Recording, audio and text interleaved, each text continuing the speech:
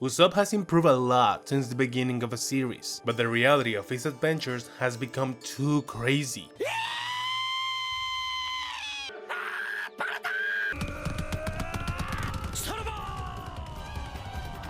Usually I take a step back and dissect the character to understand them, but Usopp's case is something else. I believe he can be way more appreciated by seeing the world through his eyes. So today, my name is Captain Usopp!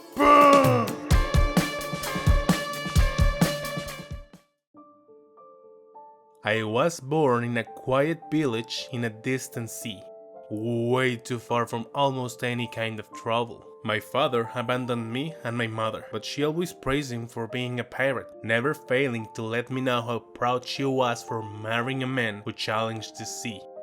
Even when bedridden and close to death, she did not feel any resentment for his absence, fully aware that she wouldn't lay eyes on him again, even if one more glance would make the biggest difference for her last moments. I did my best to try and cheer her up, telling her he was at shore and that he came to get us to be a part of his adventures. What else could I have done? I'm not gonna lie, at least not today. Those lies were for both of us. She passed away. I was devastated for her death, but I still have my lively town to fall into, as well as the self-made image of my brave father. An image I spent a good deal of time shaping with my biggest effort, and I think I got pretty close to the real deal. Some people think I created a fictional hero to hide a lousy, irresponsible, and dirty pirate, but you cannot convince me that my imagination was not spot on. But how could I create a hero without the challenges he must face? So I went deeper and spent years picturing how the world must be outside this pretty and comfy cage. The sea and what lies beyond, full of mystical places where no one knows what incredible stuff will happen next. A place your imagination can't do justice. But boy, sure I tried. I got a little gang that followed my lead and they were wonderful. Kids had their ears open for any insight and story. Doesn't matter how crazy it may sound. They resonated with me and my way of life, and we played for hours every day, dreaming without limitations. There was also someone who needed my help, a girl that lost her parents, just like me. So I did what a man should do and went running to share all the world's possibilities with her, turning her frown upside down, and before I knew it, I aspired to be like my father, someone incredible, a legend who takes on the world by the horns. Even though the thought of danger makes my legs shiver and leaves me unable to move, but the idea of adventure makes me want to jump regardless. I just didn't know how to start. Not until Luffy, Zoro, and Nami came to my island. At first I was scared of them. They were actually living the thrill themselves. I thought they were real serious pirates, but they turned out to be funny guys, and a little silly too, but something caught me by surprise. Luffy knew my father. He didn't go into much detail, but he confirmed what I had in mind.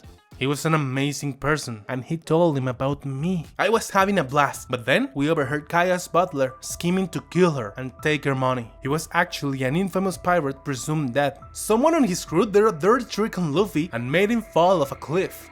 I thought he died, but I had no time to process it. The whole town was in imminent danger. I had to do something about it. I ran and screamed, but the town didn't believe me. I'm aware I'm known for my lies, but I needed them to trust me this time. I can't really blame the townspeople, but when I tried running to Kaya, I thought she'd get how serious I was. I've never said anything to her that didn't make her laugh and was not lighthearted. She must be able to tell the difference. But she wasn't.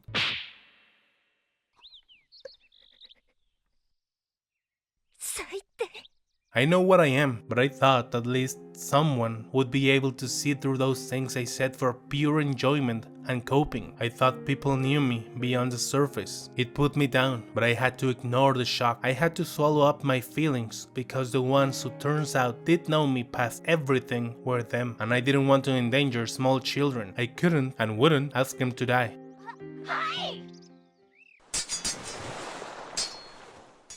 We managed to save everyone, and I realized that them being silly and a little dumb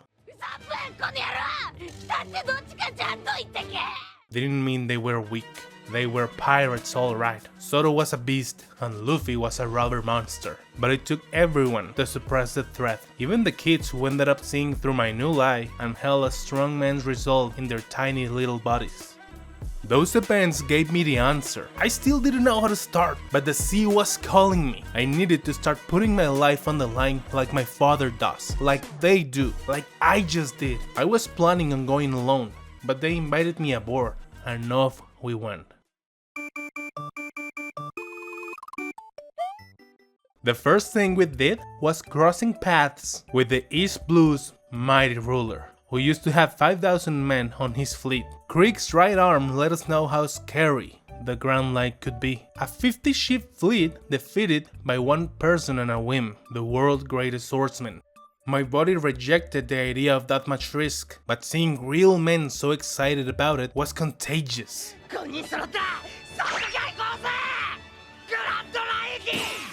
Those two, and especially Luffy, became the spark that ignited my bravery every time I needed it. They make me want to take the leaps. I followed Nami when she stole Mary, learned about her past after she saved my life by stabbing herself. We fought an army of fishmen, and I proudly rejected the chance of sneaking away from my fight. My nerves were getting the worst of me, but when they started taking over my actions, I felt ashamed, a feeling I knew I couldn't get past if I let it freeze me. I wanted to be able to be among them with my head held high, and deep down I knew I could beat the bastard. I just needed to suck it up and do it.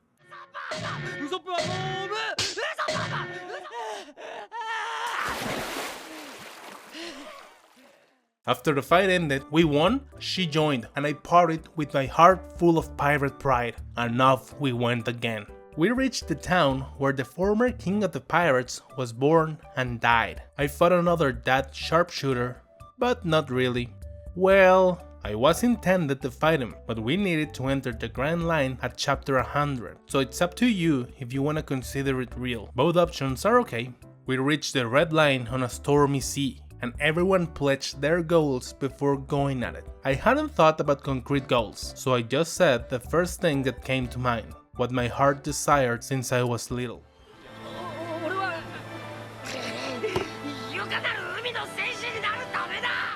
Just like my dad. We crossed a backwards mountain into the scariest place in the whole wide world, the Grand Line.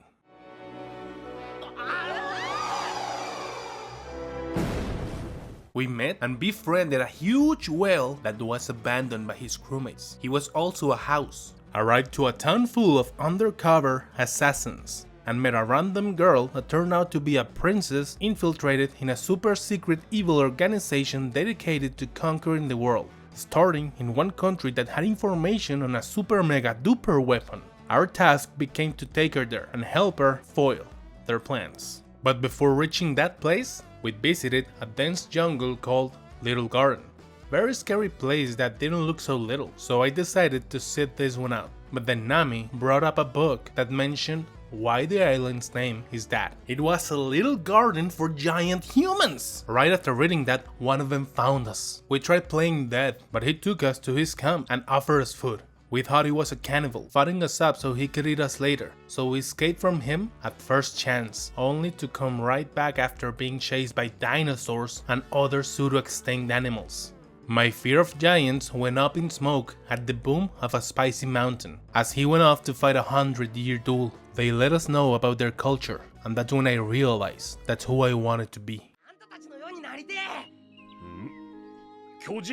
A proud warrior with a clean name under his own definition. I don't care what anyone thinks about me. I'm sure many will disapprove of the giants fight, calling it moronic, pointless, a waste, or whatever. That became my motto. As long as I can live with my own actions, I'm good. With their help, we left that island, but I can't wait to see their home country with my own eyes. Nami got sick, and we thought we found Jesus.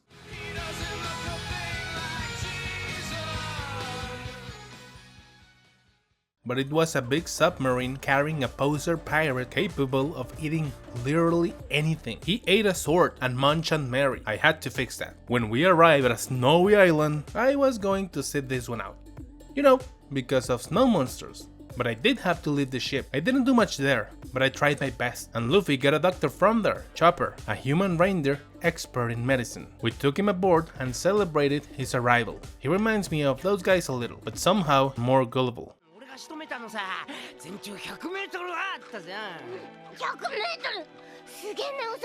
We finally got to Bibi's home country, and we fought the crew of one of the sea kingpins.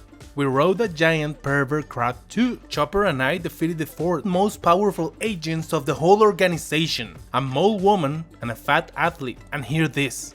A living gun dog that shoots baseball-shaped bombs. The battle looked rough, and I thought on backing down. I thought about the possibility of losing, but when they dared to say Luffy was dead and mock his dream, my name and pride were on the line. It was my responsibility to double down on them and shut them up. It didn't matter, we weren't as strong as them. We avoided getting nuked, Luffy beat their boss, and after it was over, it was proud party time again.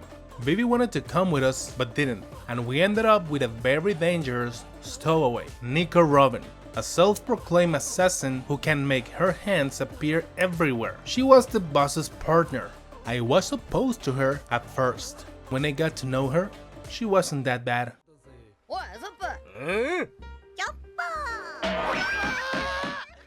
We saw giant people on the sea, at least several hundred times bigger than my masters. And after we escaped, we set anchor at Jaya, where pirates roam free. So naturally, I decided to sit this one out, and also I needed to work on Mary's damage again.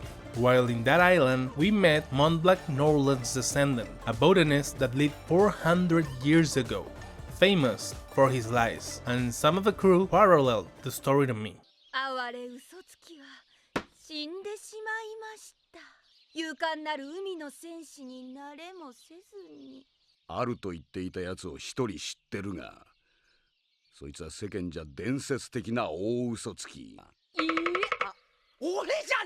They don't know how right they were.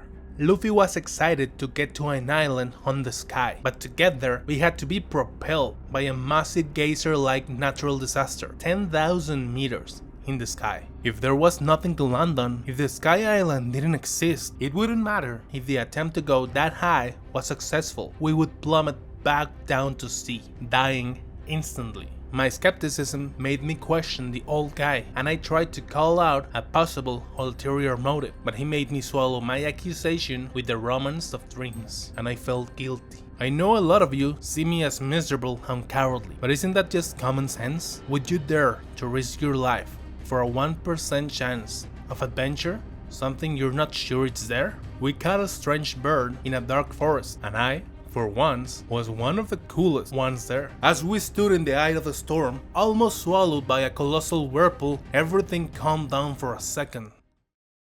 And 1 second later, we were shot upwards. Mary flew and sailed the sky.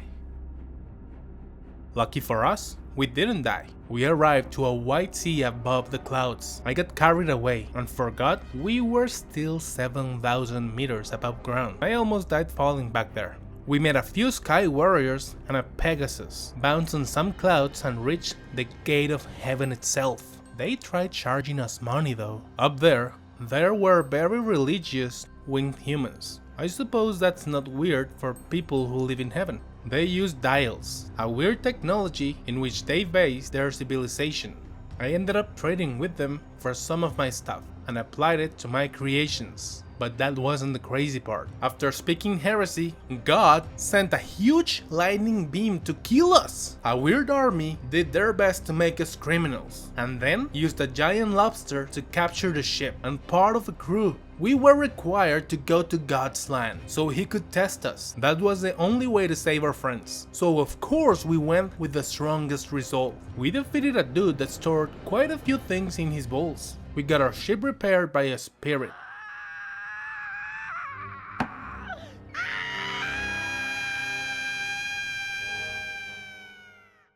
Challenged and defeated God, and came back gliding with the help of an inflatable octopus. Then we met the strongest guy in our universe, Condoriano. And after a competition, we faced a top-ranked Navy man who was coldness embodied.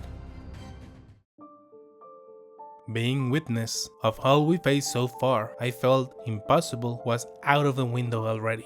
I not only saw incredible things beyond my wildest dreams, I also witnessed Luffy surviving, taming, and prevailing in every single situation. Even if he struggled sometimes, in my eyes, it was a given that he'll always come on top, no matter what, and I, in comparison, was so little, weak, and required their help just to get by. I was an obsolete heavy accessory, and often a liability. So when the guy who always found a way, the guy who took us to the sky, when he told me he was abandoning the ship that took us there, I couldn't help thinking it was a matter of convenience, because he was almighty. He not going the extra mile for our ship like he's always done for everything made me think he didn't feel like it, and made me wonder how much time until I'm the one left behind. I challenged him to a duel and got the marry. I was ready to be the almighty for once and save her. If it was a matter of result, I had it.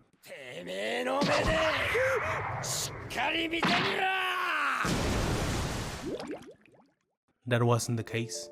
I played being captain for so long because I couldn't find my role that I ended up believing it and disregarding the real captain of the Straw Hat crew. Luffy couldn't do everything, and it was his job to define what's real and what isn't, as well as issuing orders accordingly. He decided on stopping our journey with Mary because he saw saving her was impossible for us. I couldn't tell the difference nor validate his reasoning until after seeing him taking on the world for Robin. Only then I understood.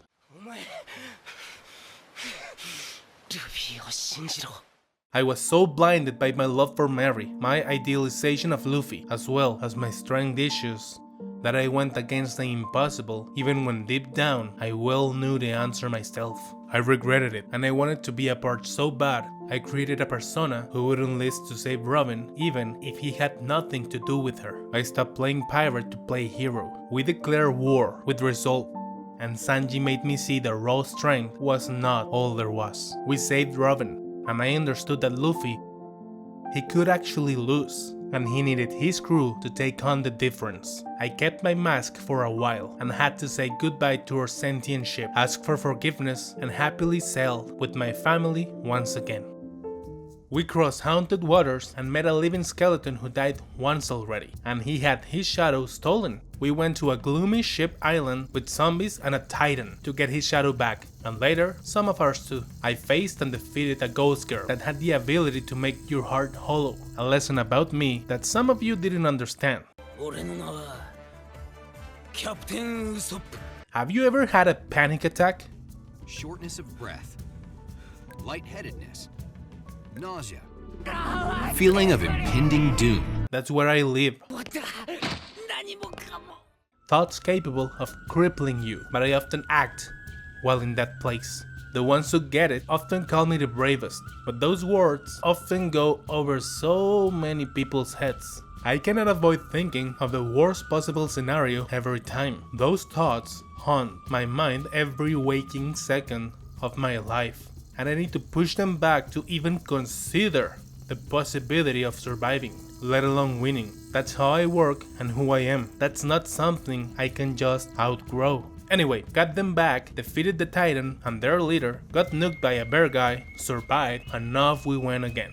We arrived at a bubble island. I sat on a celestial dragon, got chased by an admiral, and I think this one here shows better how important the crew is to me. I don't mean how much I love them, how important their presence is. My fears and panic attacks make me short-sighted and freeze me. I use their presence as a rope to pull myself from there.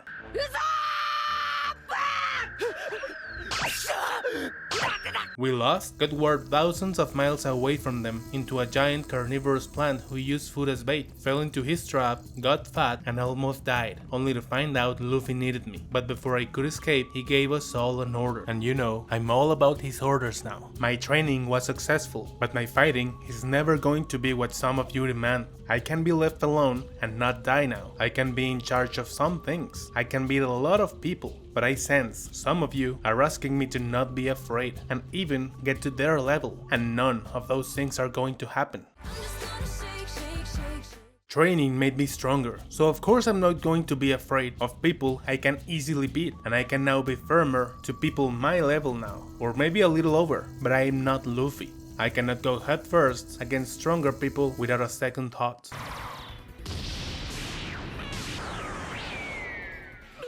We went to Fishman Island, liberated their country, challenged one of the top 4 pirates, and went into the New World. Got to a burning and freezing island, saw a dragon and a harpy, got into an abandoned lab that wasn't abandoned at all, and we met a living, severed body, ran from a slimy monster that exploded into a chemical weapon. We ran from that too. I took over the controls of the island, guided my friends, and captured a gas man. We reached Dressrosa, and the whole sugar situation came up. I played hero to gain courage when I needed it, but I was never trying to be one. Sogeking was a tool, a bonus token for the little extra I needed to prevail sometimes. Nothing more. You forget we are pirates because my friends are often heroic.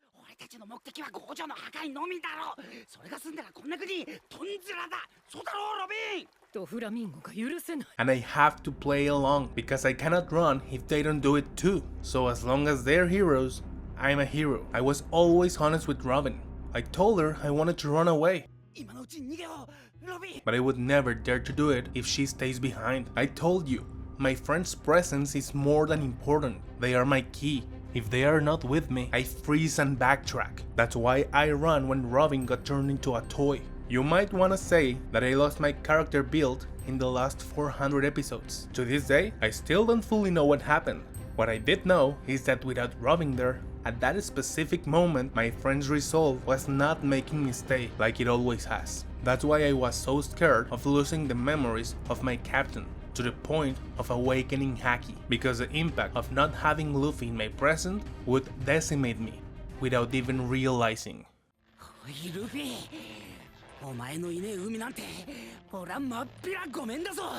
I saw an army of people who could easily kill me get eviscerated, and you were mad I didn't want a part of that? My cowardliness and panic attacks are one thing. They hold me back from a fight I might win. But my character issues were not the problem in the underground factory.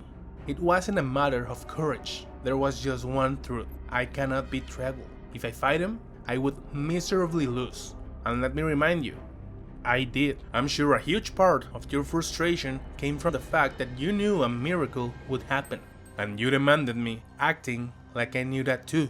You hating me for not going to my death, because that's what I was supposed to do. It's plain idiotic. Critiquing is so comfortable from your position. I didn't come back for plot reasons or your stupid opinion. I came back to be a hero because the Tontattas were gullible idiots that changed their mind when the next one in line told them new information. But they stood their ground on who I was, believing in me, and that was out of character for them. I had no way of knowing this, but they only trusted their friends like that, so that meant I was their friend.